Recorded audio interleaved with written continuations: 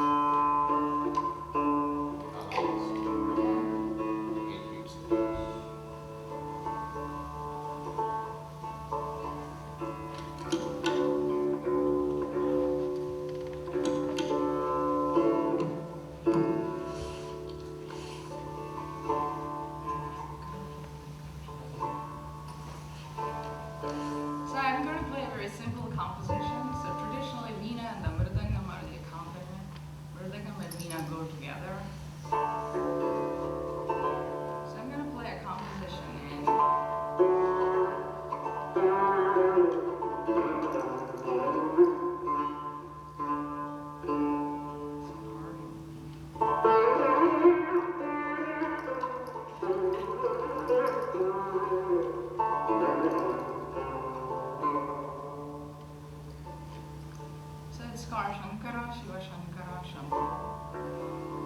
Like I forgot to mention something. So the lyrics like Panditji said, this is all vocalized. So the purpose of instrument is just like a support for vocals. That's how it is in India.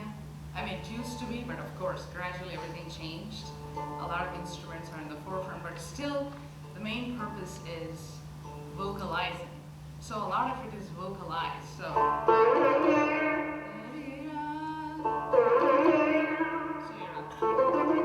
that's different. So when you say we do.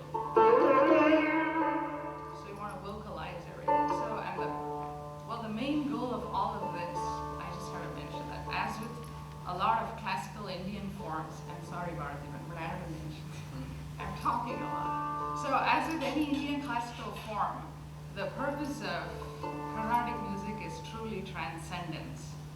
So it does not matter whatever language the song is, whether it's Sanskrit or Telugu or French, Spanish, it doesn't really matter. I could create a composition in French or Spanish, but the purpose is transcendence. So my job is to communicate with all of you enough so that I can transcend all barriers of race, religion, culture, and color, or whatever your orientation is, so that you are able to relate to the music that you're listening to. So that's the ultimate purpose here. So I could play any song, but truly I would have done my job if you felt that, at least at some point of my performance, you were kind of happy, or there was some kind of emotion that you were able to relate to when I was playing. So that's truly the goal, and it takes more than a lifetime to master that. So I keep wanting to hear the sound that I want, but it's always elusive.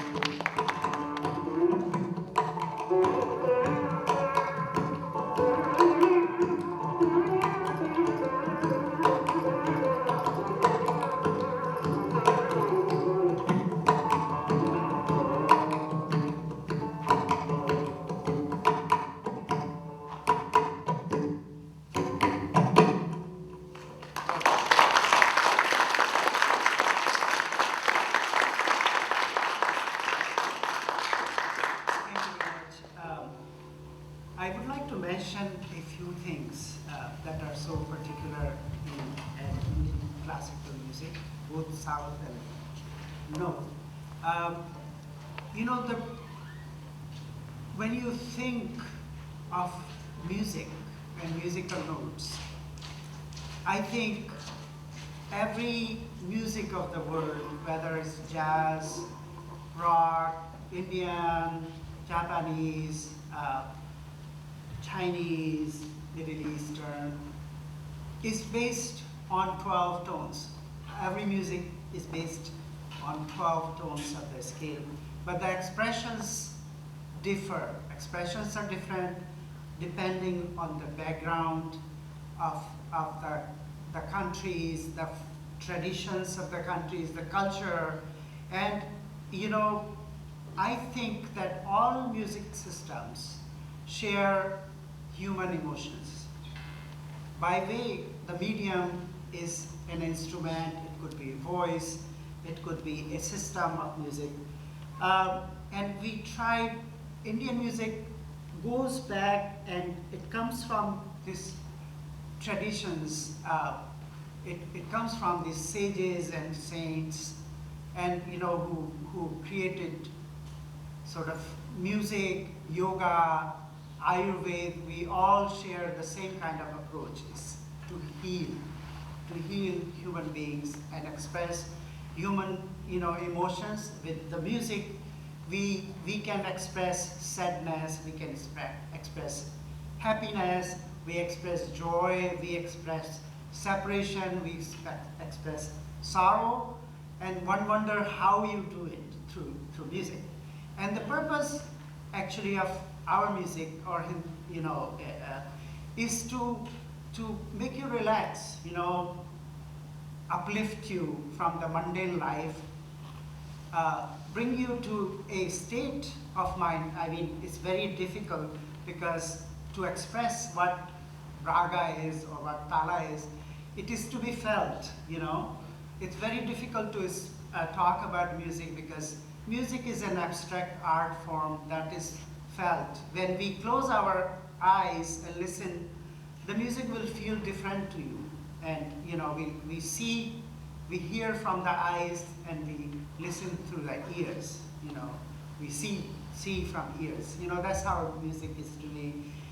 And it can make you cry. It can take you to a time when normally you wouldn't think. That's how music we relate to, and it's like, you know, another thing about Indian tradition, Indian classical music tradition, is that it's most of it is improvised, and it's an oral tradition that has been coming through many years in the group Shishya Parampara, which is like you studied in the families of musicians, and it's transmitted through generations.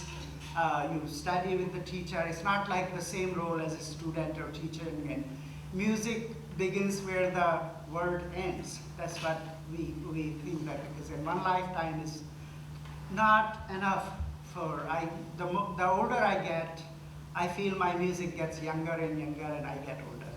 And there's no end. And it becomes more and more beautiful and expressive. And it's like the juice, the essence. And that essence, or the juice, or the rasa, every musician tries to evoke when they perform, because a musician is successful when they can touch the heart in some ways. It's not just like it comes and goes and passes. You know, it has to our purpose is to touch, you know, and create a special emotion or evoke an emotion. Another thing is, so in the Hindustani system, is that we relate to the ragas, which means melodies, talas means rhythm cycles, and they are explored to the maximum imagination you can have. The imagination depends on your imagination. We have talas ranging from 3 beats to 20 or whatever, but basically up to 16 beats, and then there are permutations and combinations of things. You know, you can have a tala that is 5.5 beat or 7 3/4 or 4. So it's not just like 6/6 or 8/8 or 3/3. And then the other thing is that we improvise. Nothing is written, it's all by memory. And what is beautiful is like each time we play the same rag, it could be like 20 times, but each time it would have a different kind of color and personality and feeling depending on where we play it, where the audience is, how the audience responds. It's not just like spilling out a technical form of music that we do. It's very much live each time we play. That's why it's very exciting, and then it's also connected to nature. We have this time theory thing that we have ragas for 24 hours cycle, you know. And you will see like nights or days are different, morning is different. Morning is considered like a child, where you don't know how the day is going to go. You plan many things, but sometimes things happen that are beyond your control and it doesn't turn out the way you expect. So same kind of way, morning ragas will have a childlike quality that means a mood is established of surrender and devotion. And as the day goes along, you know, you are a little bit more playful, and then by the evening it's different. So there's a lot of shrangar, ras, or romantic. You can feel many different rasas. Romantic, sorrow, separation, and two major themes is like love and separation in music, you know. And those are the most important things, because you know what love is, and you know what it means to miss somebody when they are not with you. So that's the kind of like viraha ras, shrangar ras, and there are many. This ras theory goes back to Natya Shastra. There are 9 main sentiments. In music, there are like predominantly 5 or 6. So this is how, you know, and a particular raga played at the right time has the same effect as like, you see the moon every day, but on full moon, it has a very different effect, you know.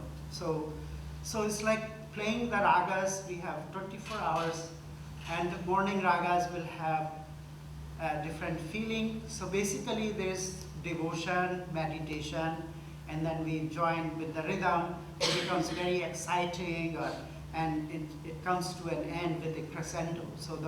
So it's very, very, very natural process, starting slow, and then, you know, it ends with, you know, the format and the performance, you'll see. So I will give you a small example of an afternoon raga we call Bhim Palasi. I'll play a small composition in Teen Tal, which is a rhythm cycle of 16 beat. And just a few lines of introduction, which will represent how a development, whole raga is developed. Just sample, this is just a sample. And you know, interesting thing is that when it comes to ragas, we just don't have major and minor scale. There's innumerable possibilities. This is dead again. Anyway, I can just play. भाई जोई कहाँ गया? Sound खत्म हो गया इसका. नहीं, इसमें कुछ गड़बड़ हो गया. Switch it on. Off and on.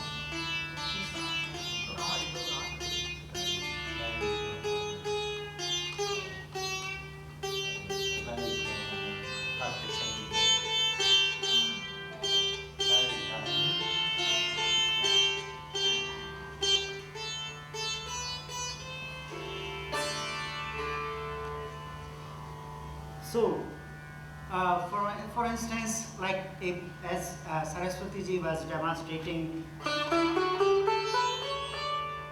so by altering the intervals, we can have many different moods and scales. But a raga is not just a scale. There are so many more things that go, and dominant notes and things. And we can have a scale.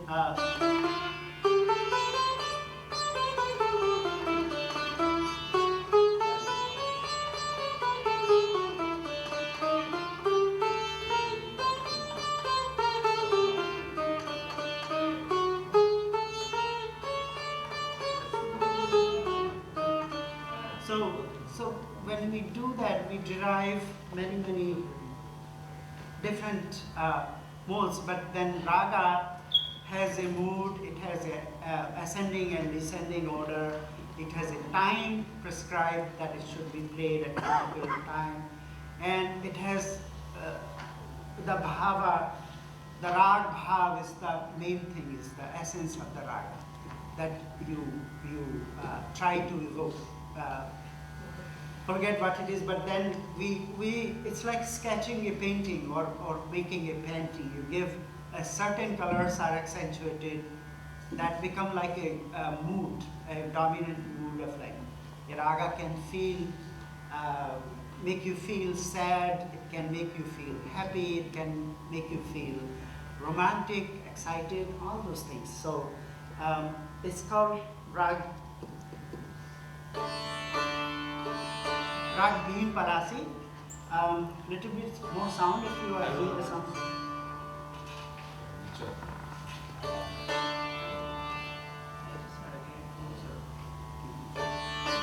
Little bit more.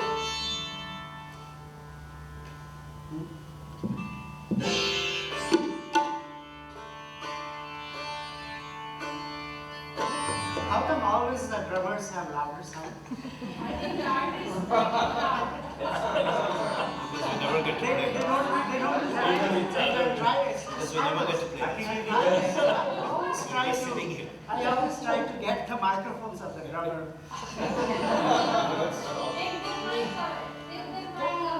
Oh my God. That's a joke. Actually, there's something. So the concert is complete only with rhythm. Yes.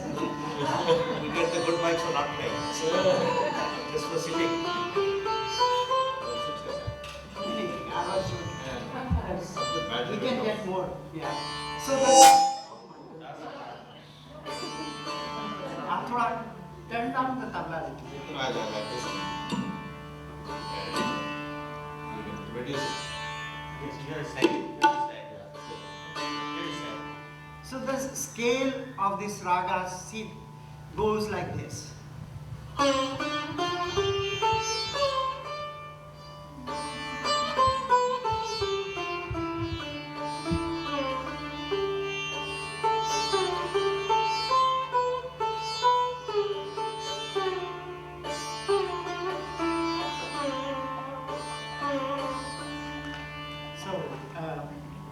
Play a little short ala and then composition.